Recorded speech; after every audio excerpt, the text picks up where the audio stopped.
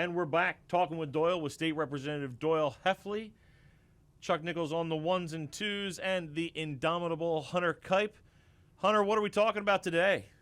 So before this, Doyle and I were talking about the start of the budget hearings this week and how Governor Shapiro was really pushing how Pennsylvania needs to be more competitive with some of our neighbors. But Doyle actually told me that we have something similar with California. What is that?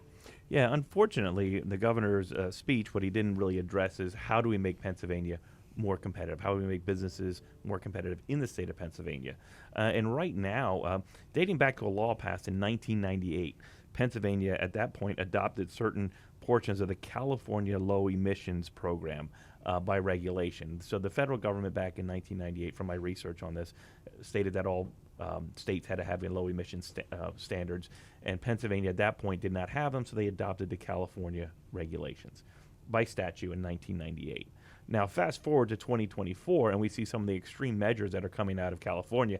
And like I said to Hunter earlier, we took California, which was always on the left coast, and I think they rolled off the left coast, and they're now somewhere in mid-Pacific Ocean between North Korea and China, dare we say. But they really have just passed some really progressive emission standards and laws over there that were really hampering business. So if we want to make Pennsylvania more competitive, how do we do that? So most states do not follow the California emission standards, right? New York, New Jersey, and those aren't like conservative states at all, but yet they see that it's better to adopt the federal standard. So now the feds do have a standard. We could adopt those federal emission standards, and it would really help Pennsylvania businesses and actually the consumers as well. In last session, we passed a bill that was to repeal one of the California standards that said that every new commercial vehicle, heavy truck that was sold, had to have a $2,000 warranty system on the emissions. Right? So what that did was it drove up any truck that was sold in the state of Pennsylvania by $2,000. And this isn't actually making emissions better. No, the emission standards are the emission standards. So every truck has to abide by those emission standards, and you see those emission testings along the road. And so what this did was just said that they had to buy a warranty. Now you think about it, $2,000 if you're buying an $80,000 or $100,000 piece of equipment, is that a lot? Well, think about the carriers that are maybe purchasing 50 to 100 to 200 trucks. That could be up to between $250,000 to almost $500,000 extra in warranties that maybe one or two of the trucks have a problem and you have to fix it. But they would have to fix it anyway, right, if there's an issue with the emissions, because it has to pass those standards. And if it's less than $2,000, then it's a loss. Yeah.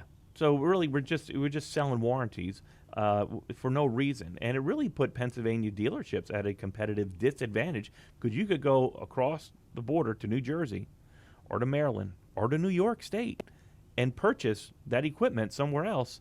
And then your Pennsylvania dealerships lose out on that sale. And dealership in the heavy truck industry is huge. I mean, look, logistics, we're the Keystone State, and that's a big part of our economy. And just to push those standards onto that industry. So through regulation with DEP, we got that pretty much taken care of. But I have introduced House Bill 990 this session, and that would take us out from under the umbrella of the California emission standards and put us, like most states in the nation, under the federal emission standards. And why exactly did we even follow suit with California back in 1998 instead of following the federal statute standards? So from my understanding in 1998, from talking to the research when we were drafting this legislation, the federal government didn't have standards at that time. So we adopted the California standards. And maybe it was the right thing to do at that time. I'm not going to overanalyze it, but here we are in 2024. We see what's happening. And the governor in his budget address, and I said this in the last podcast, stood up there and said he's tired of losing to freaking Ohio. Well, we're losing to New Jersey and New York and Maryland. And this is something that we could fix.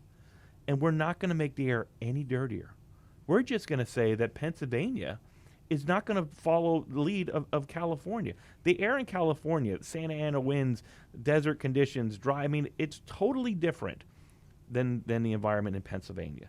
So following those federal standards would be much better for our competitiveness with our neighboring states when it comes to losing out, because now it's actually affecting the private individuals who want to go purchase a vehicle at a dealership. Say you want to buy a Jeep. it's almost impossible to find a gas-powered Jeep now in Pennsylvania. You have to buy a hybrid because we're falling under these emission standards. So it's really going to impact the bottom line. It's going to affect the consumers here in our Commonwealth, and it's going to affect those car dealerships, which provide jobs.